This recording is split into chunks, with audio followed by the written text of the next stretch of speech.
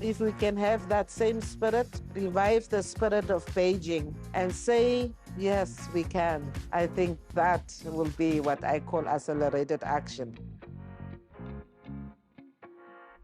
Hello and welcome to Qatar 365 with me, Laila Humaira. On this episode, we mark International Women's Day by telling the inspiring stories of women determined to accelerate action, this year's chosen theme.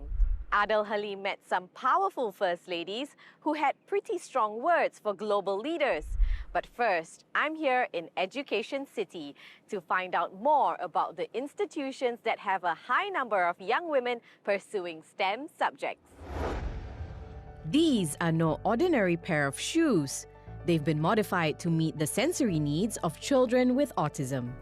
And these are the extraordinary young engineers behind the invention. 8th grade students Sarah Faisal Al-Dosari and Mira Yusuf Al-Kabi. So our main goal is to help the parents find their children if they ever get lost, because especially autism patients, they feel more scared and they can go anywhere. To make what they call the Smart Autism Shoe, Sarah and Mira took apart a regular pair of shoes and installed a GPS tracker motherboard, which they made themselves. So also here we have an SOS button. In case the child feels unsafe at any point, anytime, any point, the child feels unsafe, they want their parents to know. They press it, their parents will receive an SMS with their location, with everything. The Smart Autism Shoe got them a place on Qatar Foundation's edutainment program, Stars of Science, as the youngest innovators on the show. I've always liked solving things. So engineering for me, whenever there was a problem to solve, I never found it as something that was boring. From aspiring engineers to an accomplished scientist, I've come over to the Manufactory Building, which is part of Education City, to meet Dr. Fadwa El Maluhi. It's in these halls and research labs that Dr. Fadwa is imparting her knowledge in STEM to students, and where she and her colleagues are shaping Qatar's future generation of scientists and engineers. Just like Sarah and Mira, Dr. Fadwa's love for science ignited when she was 12. She's never looked back since, even when she's found herself being the only woman in the room. The day I wanted really to become a physicist was during middle school. And that day I said, oh no, I want to be a researcher, I want to be a scientist, and I want to be a physicist. Dr. Fadwa's passion for engineering made her dive into the world of material science. Her research led to launching a startup called Aisha Informatics, a digital decarbonization platform which can be used at an industrial scale to slow down the effect of the climate crisis.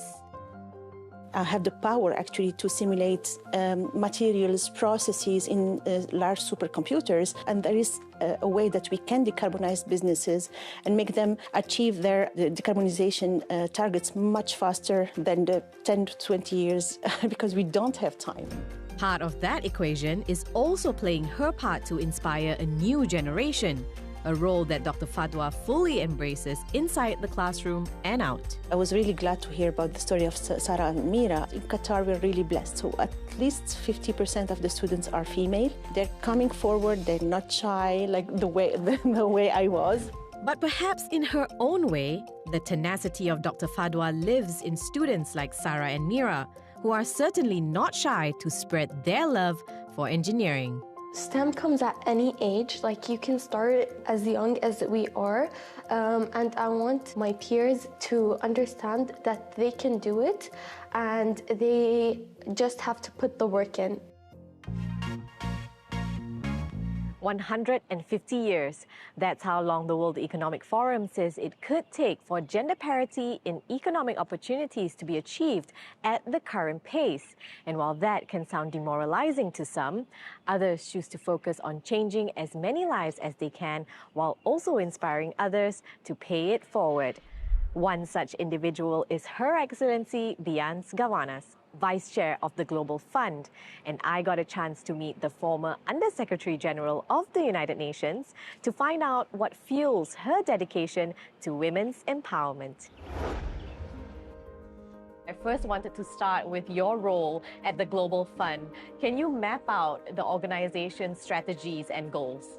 Representing the Global Fund, as you know, it was established in 2002. And the main aim at the time of the Global Fund was to fight the 3 diseases, HIV, malaria, and tuberculosis. Our strategy that we have now adopted is talking about human-centered approaches. It focuses on gender, and it also speaks to issues of resilient health systems. And over the years, by investing in the 3 diseases, we also strengthened health systems. So when we look at the fight for gender parity and gender equality, so often we see that the time to parity is some seemingly unreachable figure. So how can we as a collective, as individuals, as governments, as organizations, stay focused to achieving this common goal? The measurement of progress, of women's progress, is not just about the numbers in parliament or in cabinet. It is looking at that village woman who showed resilience within her community and has built up her community despite all the challenges. I think seeing women in various positions nowadays, it does inspire young women. And I'm always saying to young people or young women, when I occupy these positions, it's not because I fell from heaven or that I'm an alien. I'm a daughter of Africa from Namibia that started where I started in my life to where I have become. Obstacles, yes, they are always there. But if I can, then surely every girl should be able to. And I hope it won't take another 135 years, but here we are, here I am. The theme for International Women's Day 2025 is Accelerate Action. What does that mean to you? And what is your message to women who are watching all over the world, no matter how old they are and no matter where they are? We must make a lot of noise. We must be noticed, much more than we ever had been. But it's important that we stand together as a collective, that we recommit ourselves to that vibe that existed at Beijing. We need to reflect back and say to ourselves, what was it that made thousands of women come together in Beijing and say to themselves, women matter. Say to themselves, women's rights are human rights. So if we can have that same spirit, revive the spirit of Beijing and say, yes, we can. I think that will be what I call accelerated action. Not to continue to be good girls, but to be bad girls too. Officially recognized by the UN General Assembly in 2020, the International Day to Protect Education from Attack brings together global leaders, UN dignitaries, and youth advocates. The goal is to bring international attention to attacks on educational institutions, which the Education Above All Foundation says increased 20% from the previous year. Adel Halim explains why delegates are calling on governments to ensure schools are safe spaces free from violence and threats. Some of the most influential women in the world gathered in Qatar with one goal in mind: to call on the international community to prevent attacks on educational institutions. Education should not be a privilege to chosen few. Education is a human right. And if no one is willing to talk or to save the lives of these children, we should also use our voices and amplify the need for peace globally. Sierra Leone was at war for more than a decade, until 2002. 2 decades later, the country's first lady says part of rebuilding means spending a lot on education. When you destroy education, that country will be backward for many, many, many years. Liberia's foreign affairs minister has also seen education come under assault in her country. The human cost of war cannot be calculated. And for each school that's attacked, for each school that has been rendered, incapacitated in terms of means to serve the needs of the children, you're attacking the future. The United Nations Population Fund says 63% of the population is under 25 years old.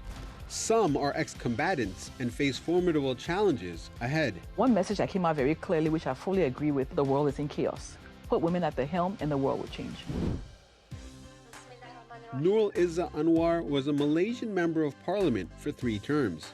She was excited to see a wide-ranging and diverse panel of powerful female voices. I love that most of the voices were from the global south, because it's so hard sometimes to even know that these experiences are so valid and relevant to girls of today, that we're not hearing from the positions of entitlement or judgmental tone, but actually lived experiences. The high-level event was organized by Education Above All, a global foundation trying to push for quality access to education everywhere in the world. We find that our problems are just growing faster than the solutions. In the last few years, there's been a 20% increase in the amount of conflict and therefore the number of children who are out of school or in need.